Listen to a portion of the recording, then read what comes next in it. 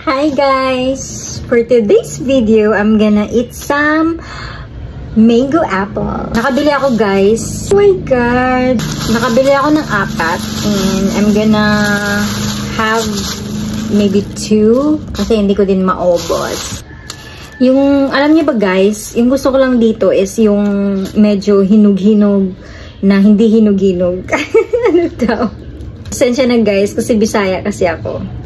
Guys, alam niyo ba? Isasalita ako kanina pa, hindi pala ako naka-video. Oh my God! Natapos ko ng balatan yung hinog na mangga, mahinog na mangga. Ay, nako. Parang, naisip ko tuloy, parang katulad ng ginawa ko kanina.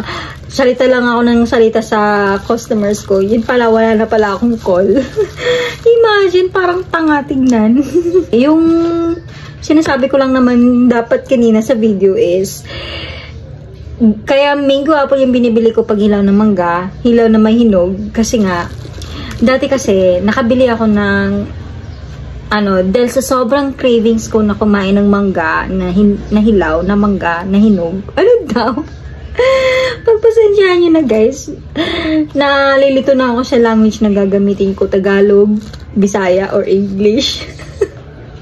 But anyway, as long as maintindihan nyo, carry na yan, diba? So, yun na nga. Bumili kasi ako dati ng mangga na hilaw, na mahinog, ng onte.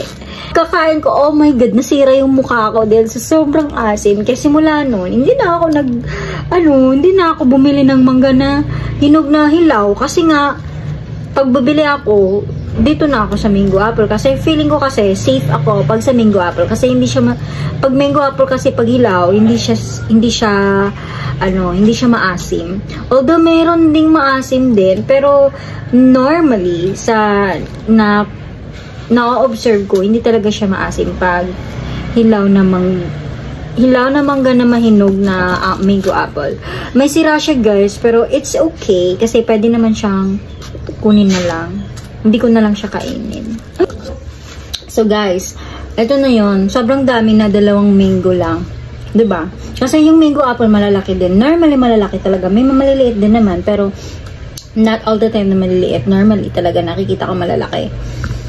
And I'm gonna taste it now. Sobrang nakatakam na ako, guys.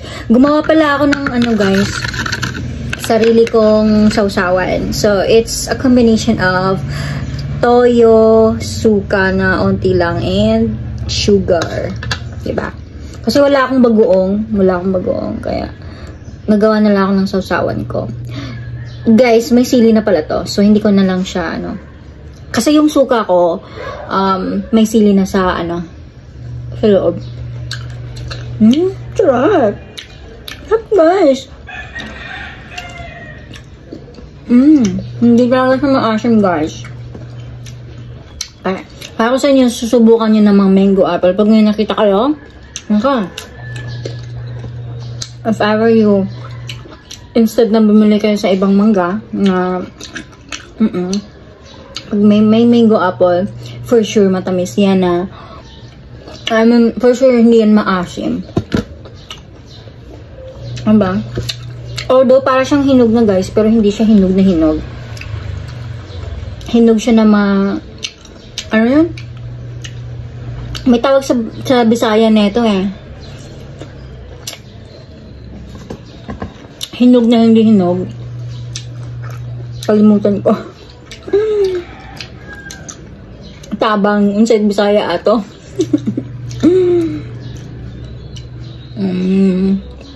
Masaya na yun. Grabe. Sarap. Pero mas masarap sana kung may bagoong. Pero masarap pa rin siya. Kahit na toyo, suka at may sili naman. Sugar na onte.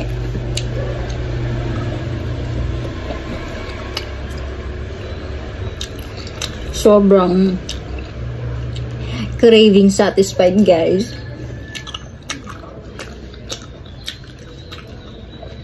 Deserve kong mag-craving satisfied ngayon kasi nga pagod na pagod yung beshi nyo. Tingnan naman yung tsura ko. Haggard na haggard. Kasi nga,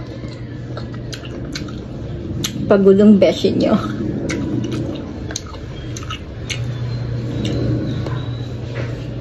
May chismis ako. Namiss ko talaga yung mga kasama ko dati sa trabaho. Kasi, chismis lang yung bumubuhay sa amin. Chismosa, musang. Kumusta na kaya sila? Sana okay lang sila. Sana, hindi pa rin nila ako nakakalimutan. Kasi ako hindi ko sila nakakalimutan. Although, I'm busy with vlogging. But, I'm still me.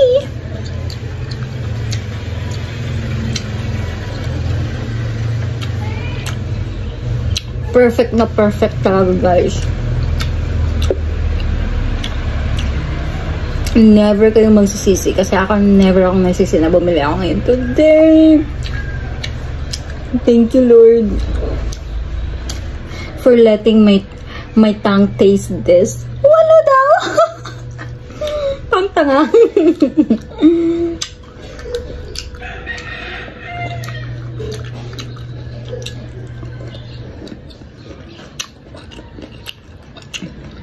Anyway, I'm gonna end my video now kasi mahabang-mahaba na siya. Baka hindi ko na ma-post. Thank you for watching. Bye-bye!